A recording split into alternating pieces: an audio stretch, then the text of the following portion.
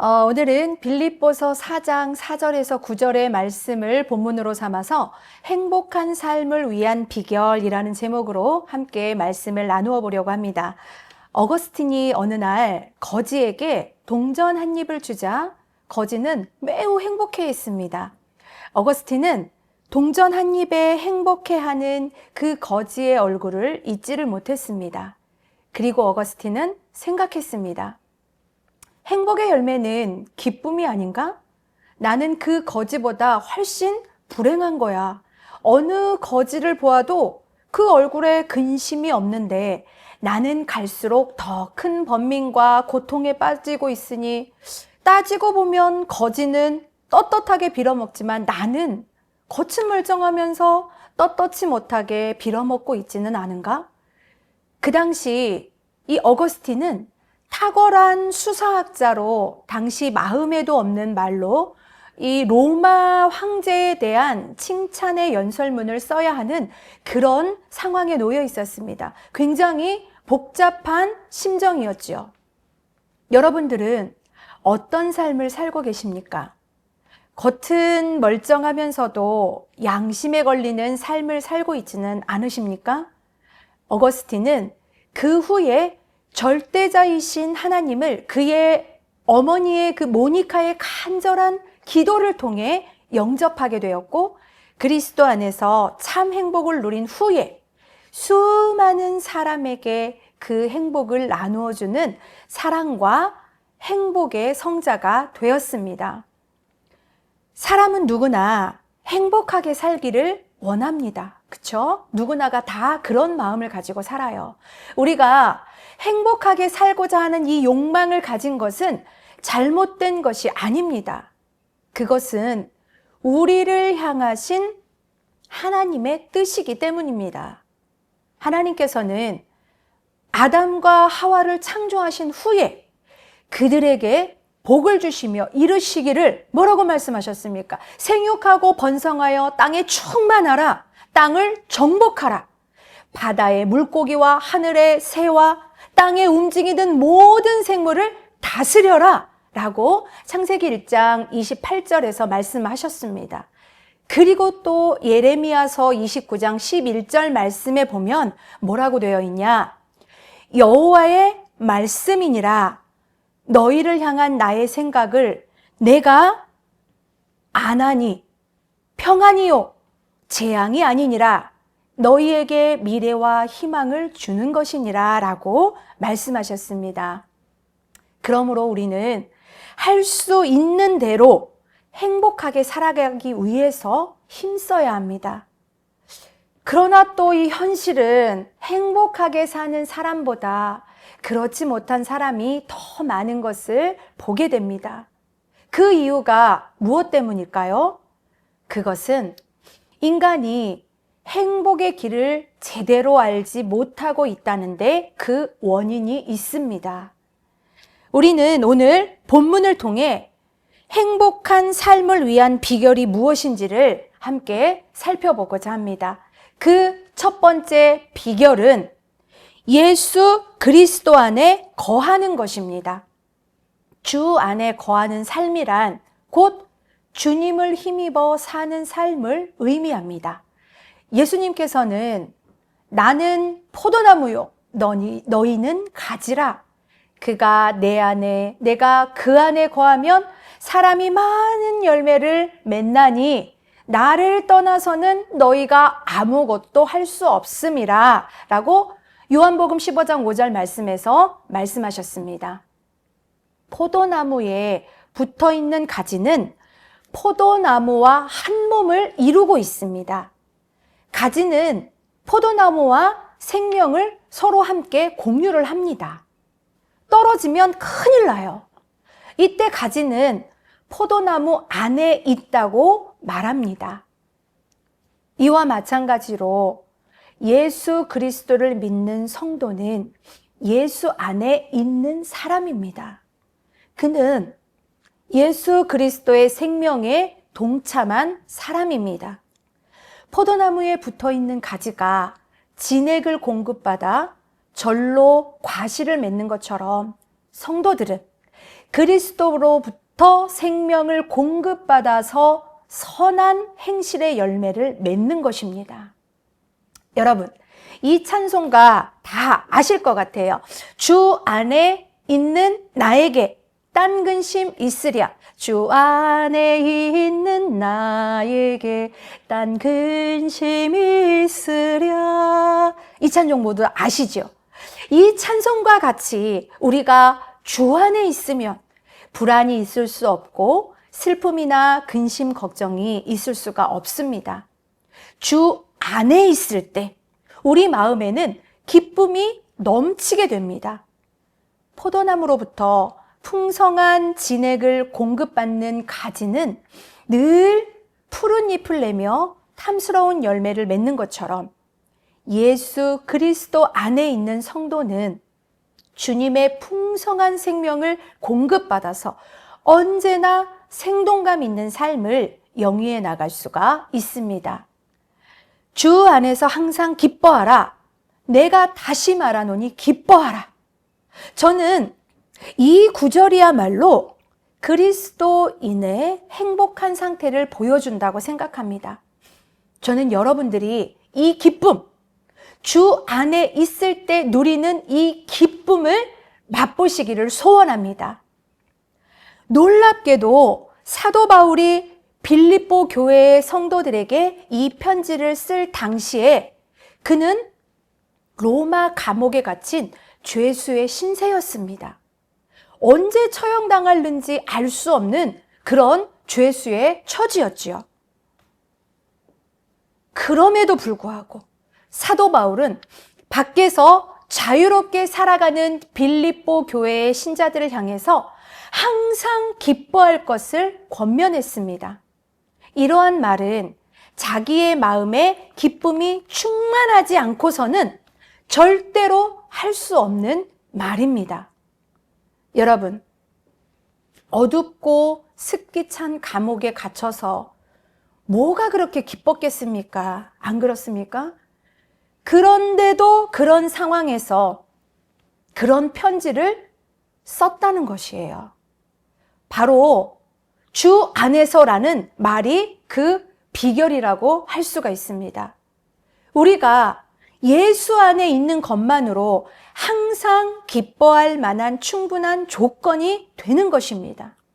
왜냐하면 기쁨은 행복의 가장 기본적인 요소이기 때문입니다. 주 안에 있는 사람에게는 사죄의 기쁨이 있습니다. 모든 사람이 부러워하는 행복의 조건을 다 갖추었다고 할지라도 그 사람의 양심이 죄책감에 사로잡혀 있다면 결코 행복할 수 없을 것입니다. 왜냐? 죄는 각 사람이 하나님 앞에서 해결해야 할 부채이기 때문입니다. 죄인의 마음 속에는 하나님의 심판에 대한 두려움이 있습니다.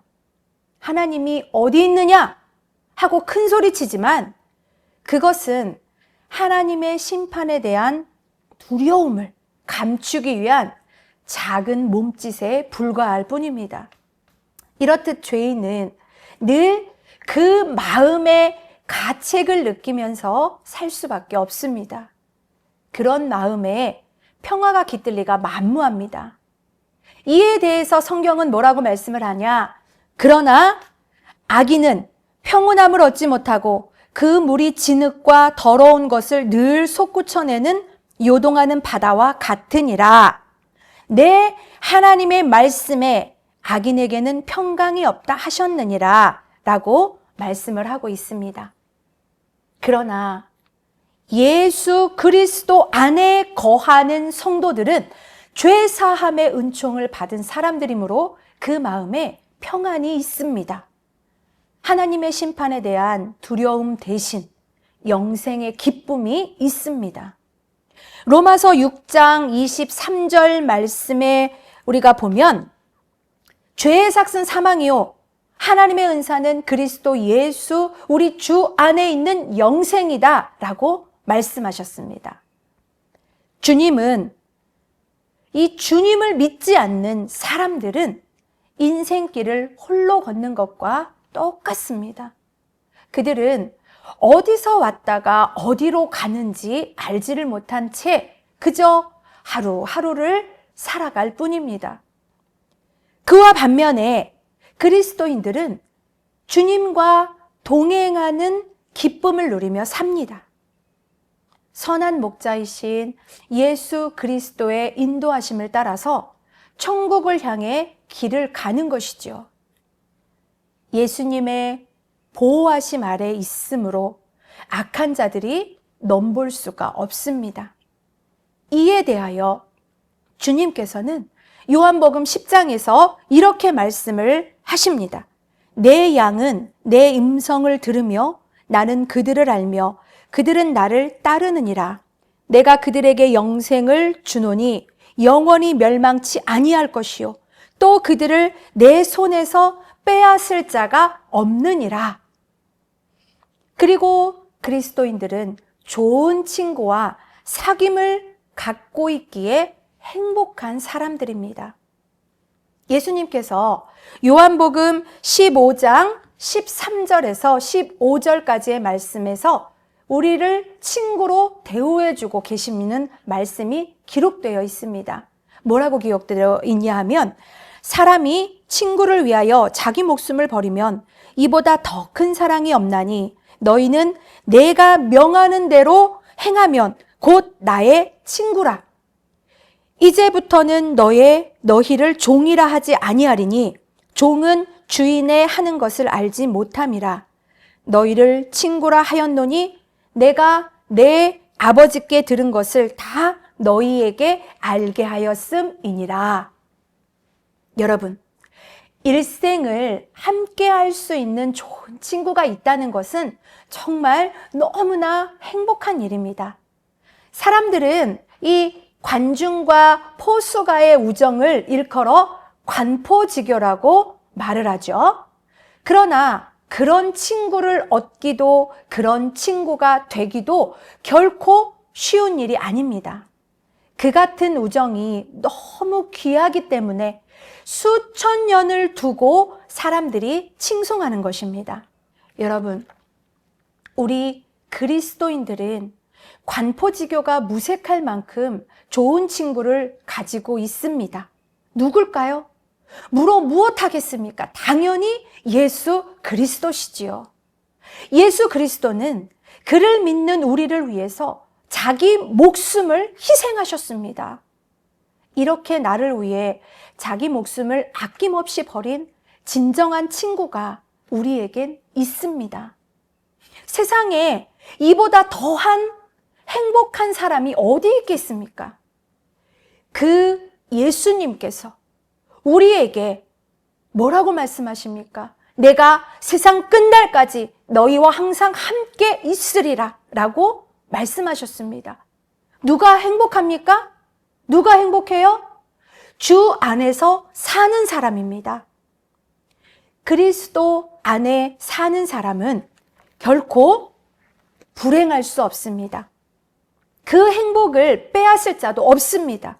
그래서 시편 기자는 이렇게 고백합니다. 이러한 백성은 복이 있나니 여호와를 자기 하나님으로 삼는 백성은 복이 있도다. 그러니 성도님들께서는 이제 예수 그리스도 안에 거하심으로 언제나 행복한 삶을 누리시기를 바랍니다.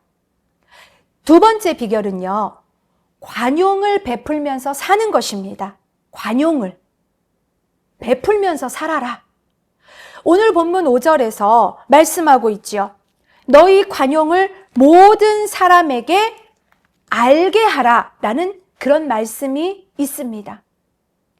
진정한 회개를 통해서 하나님과의 관계가 회복된 사람에게 꼭 나타나는 것이 있습니다. 그것이 뭐냐면 바로 관용입니다.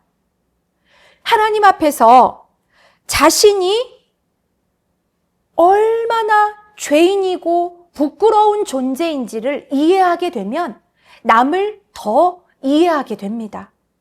그처럼 관용을 베푸는 마음을 통해서 어렵고 힘든 일 중에서도 살아갈 힘과 용기가 생기게 되고 문제 해결의 능력이 생겨나게 되고 행복을 얻게 됩니다. 관용이란 너그러운 마음을 의미합니다. 우리는 무인도에서 혼자 사는 것이 아니고 사람들과의 관계 속에서 살아갑니다. 우리는 인간 관계를 통해서 행복을 누립니다. 가정을 일컬어서 행복의 보금자리라고 하는 이유는 이 가정은 부모, 자식, 부부, 형제 간의 관용에 근거한 이 친밀한 사귐이 있는 곳이 바로 가정이기 때문입니다. 왜 그런 말 있죠?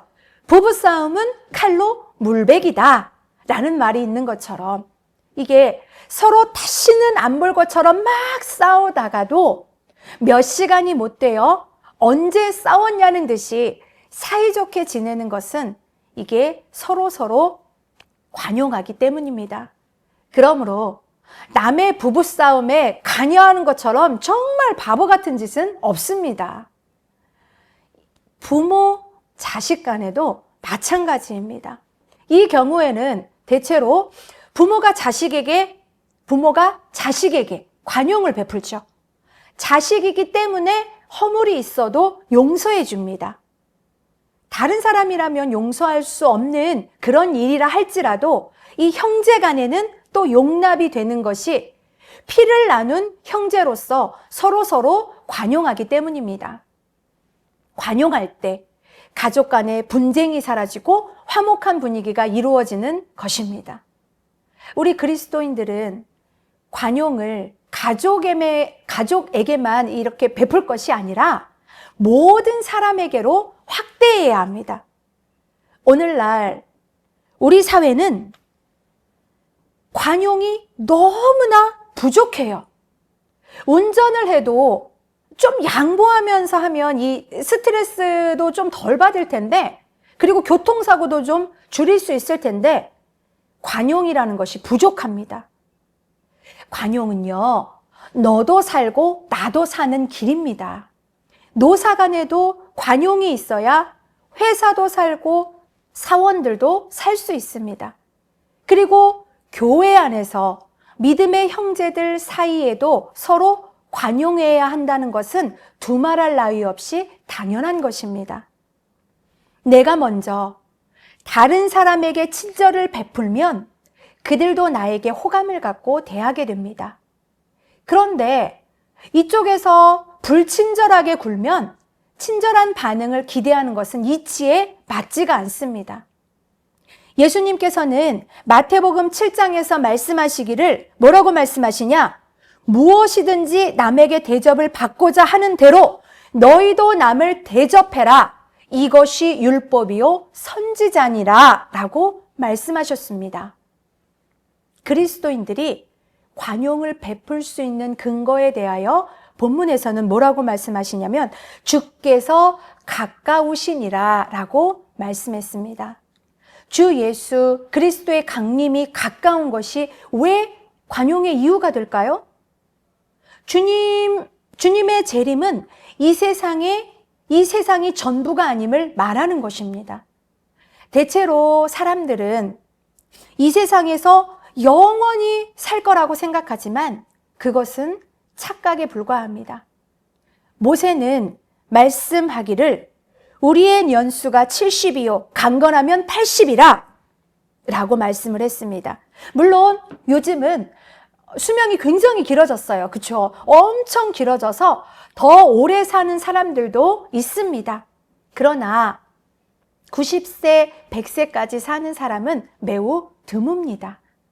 이 사실을 안다면 재물을 자기 자신만을 위해서 쓰지 말고 도움이 필요한 이웃에게 나누는 삶을 살려고 해야 할 것입니다.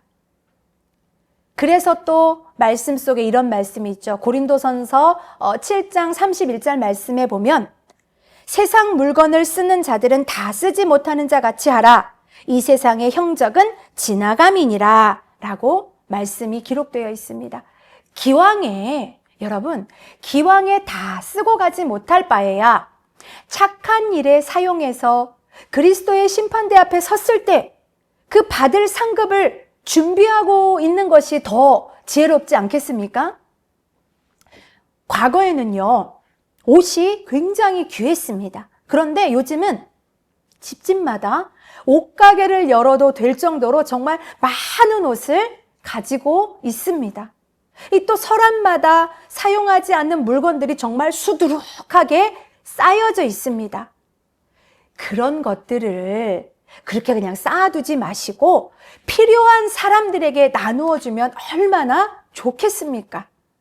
바로 그런 것이 관용의 정신입니다. 그런즉 행복하기를 원하시거든 먼저 상대방을 이해하고 친절을 베풀고 미소를 띤 얼굴로 대하고 참아주고 친교의 악수를 청하고 먼저 대접하시기 바랍니다. 자, 마지막 세 번째로는요. 마지막 세 번째 비결은 우리의 삶 전체를 하나님께 맡기는 것입니다. 삶 전체를. 어린아이들은 근심 걱정이 없습니다. 걱정할 게 없어요. 부모가 있기 때문에. 그쵸? 그냥 모든 것을 부모님께 맡기고 살기 때문에 이 아이들에게는 큰 근심이나 걱정은 없습니다. 그런데 나이가 들수록 나 아닌 다른 사람에게 무언가 맡기는 것을 굉장히 두려워합니다. 그러다 보니 내가 모든 걸 떠안게 되고 결국 근심 걱정은 온전히 나의 몫이 돼버립니다. 물론 맡기지 못하는 데는 그만한 이유가 있겠죠. 사람을 믿고 무언가를 맡겼다가 낭패를 본 경험들이 한 번쯤은 있으실 겁니다. 그러기에 성경은 또 뭐라고 말씀하고 있냐? 너희는 인생을 의지하지 말아라. 그의 호흡은 코에 있나니 그 호흡이 끊어지면 흙으로 돌아가서 그날에 그의 생각이 소멸할 것이라 라고 말씀하고 있는 것입니다. 우리가 무턱대고 사람을 불신하는 것은 잘못된 것이지만 사람을 전적으로 믿고 의지하는 건 역시 지혜롭지 못합니다. 이제 말씀을 마무리하려고 합니다.